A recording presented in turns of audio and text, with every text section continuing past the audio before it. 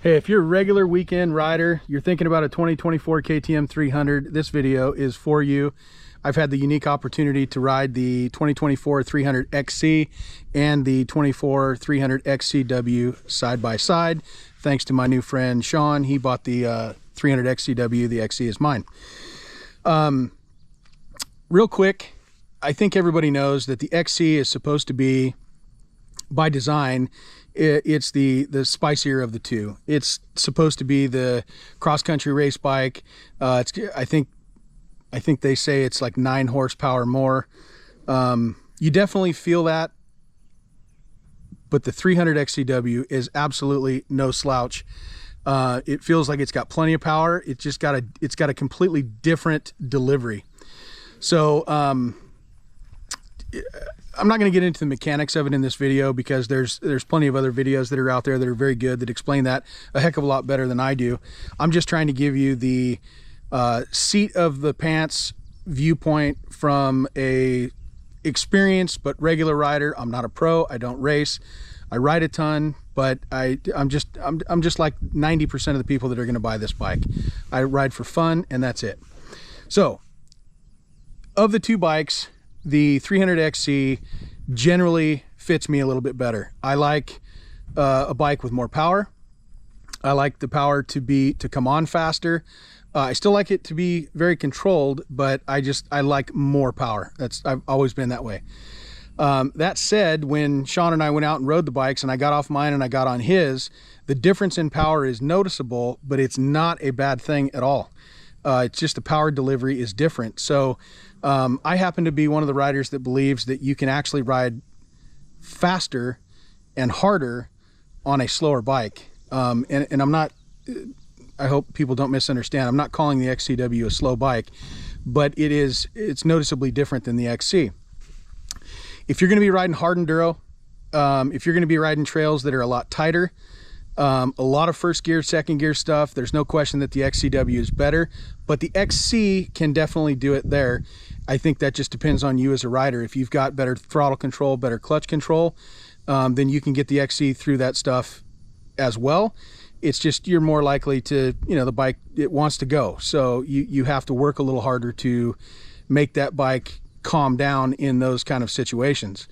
That said, the reverse is true too. So if you're on an XCW and you want to take off and go fast and fly, it will definitely do that. The XC is just going to do it better, faster. I actually think that the XC feels a little bit more planted. I feel a little bit better. The cockpits of both bikes feel the same. The suspension is the same. I don't know what it is. It has to be the linkage. I've never owned a PDS bike myself, but I have ridden quite a few. And that would be the only thing between these two bikes that I could say felt really different is out here where we're riding today, the XCW did feel a little bit less stable than the XC. Splitting hairs though. Certainly not bad. It's a wonderful bike. When it comes to power, while the XC is noticeably more and a handful, the one thing that the XC does have that the XCW does not have is a map switch. And that map switch takes it from green, which is light your hair on fire, to the white map, which is still plenty of power and to me still feels a little spicier than the XCW, but it does take off a lot of the bite and it makes the bike, it makes it a lot more manageable. If that's the right word. So I actually think that if you're someone who likes the bike a little faster, you like that extra power, but you want that map switch to be able to dull that, I think the XC is a fantastic choice. If you're someone who's riding a lot of hard, tight trails, hard enduro, if you want to call it that, slick conditions, I think of the two, I think the XCW would be a smarter purchase. We're riding today in Middle Tennessee and it's summer and we just had a ton of rain, so it's really slick and snotty out here. And it was funny when we got done doing their first trail ride over here. We stopped at an intersection, we got off the bikes and I looked at Sean and I said, well, both bikes are brand new. So I said, your gut instinct, what do you feel? And he said if he had to buy a bike again, he would actually consider the XC, which is my bike. And I told him that if I had to consider it again, I would probably consider the XCW. But I think that's all relative. I think it's where we are. I'm originally a West Coast guy, and if I were back out on the West Coast, the trails are certainly more open out there than they are here. There's exceptions, obviously, but by and large, out here is way tighter, way more technical. Traction is super hard to get out here, and it's not that way in the West Coast. So I think, depending on you, the rider, and where you're riding, I think the XC is an awesome bike. I think it will fit a lot of people. I actually think the XCW will fit the majority of people in the majority of the situations. If you had the opportunity to ride both back to back, I think you would notice that power, but I think you would agree with what I'm saying here. I think the XC is light your hair on fire, and I think the XCW is just not quite there, but still the same amount of smiles per hour, if I can be corny with that. They're absolutely fantastic bikes. I think what KTM did here in building two bikes that are so close to one another, yet when you ride them, they do feel pretty far apart.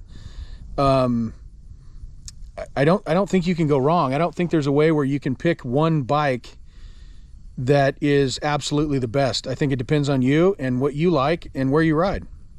And more importantly than that, I think you can ride both of these bikes in any of those places. I think it depends on you. One other thing I will touch on, I'm a big guy. I'm 6 foot. I'm about 275 with gear. Sean is a big guy. He's 6'4.5". He's 230 before gear. So we are the guys that are testing these bikes. Obviously the bikes in stock form were not made for us. They still feel very good. I think the XC feels a little bit better, but honestly, for both of us, both these bikes need to be sprung for our weight. The cockpits, they both, if you're accustomed to a KTM, a stock KTM, I think they both feel identical. I did rotate my bar mounts to the forwardmost position. The XCW is still in the back position, so that feels a little different. It doesn't feel bad. In that form, it reminds me a little bit more of the Sherco and the Beta. If you've sat on those and you feel that, those cockpits seem to be a little bit more cramped. Some people have asked about on the 24s about the foot pegs. Does the cockpit feel more cramped on these new bikes than it does the old bikes? I don't think so. I think I have a 21 Husky TPI TX300, and it was a smooth transition. I didn't notice anything different there at all. So I can't think of anything else to say to you guys. If you have any questions you want me to answer, I'd be happy to do that. Again, just regular rider, not a pro, just trying to give the masses, what's the word I'm looking for here? I guess just a good comparison between these two bikes, because that's what we're all doing, right? We're all wasting all kinds of hours on the computer looking at these bikes, wondering which one we're going to buy. And the truth is, you're going to be grinning ear to ear with either of these bikes. Buy it, put gas in it, and ride it, and then do the same thing next weekend and do it again and again and again. And there's no question you're gonna be happy with either of these two bikes. Appreciate you watching.